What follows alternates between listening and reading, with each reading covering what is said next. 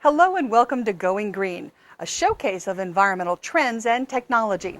We pretty much cover all things green, including politics, even the greenery surrounding the Democrats' upcoming political convention in Denver. VOA's Roseanne Skirble explains.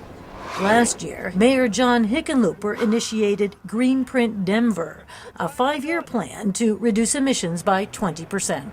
The city has to take the lead. So Greenprint Denver is to get all the city agencies working together. How do we make sure that we're just addressing everything the most efficient way possible and then making it possible for our citizens to share in that efficiency?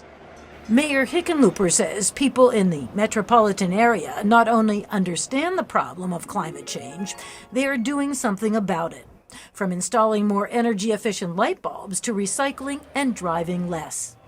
Recently, taxpayers voted to expand public transportation by adding nearly 200 kilometers of new light and commuter rail. We went out and passed 0.4 cent sales tax over the whole metropolitan region. We got every single mayor, 32 different mayors, Republicans and Democrats, little teeny towns, big cities, every mayor supported it.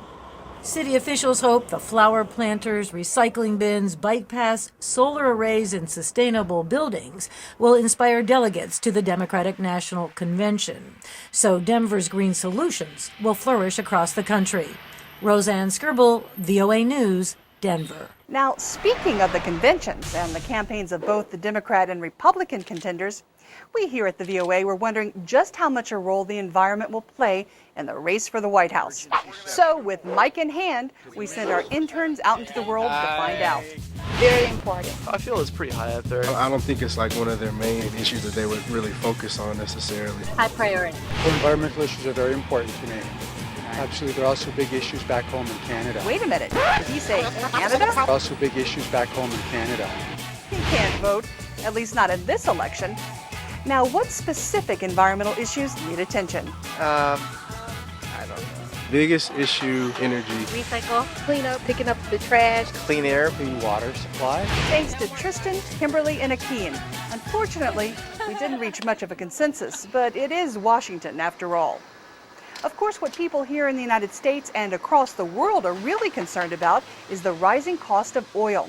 But Tim Finnegan of Biopower Systems thinks he is part of the solution. Well, these devices each are designed to produce in the order of 0.5 megawatt.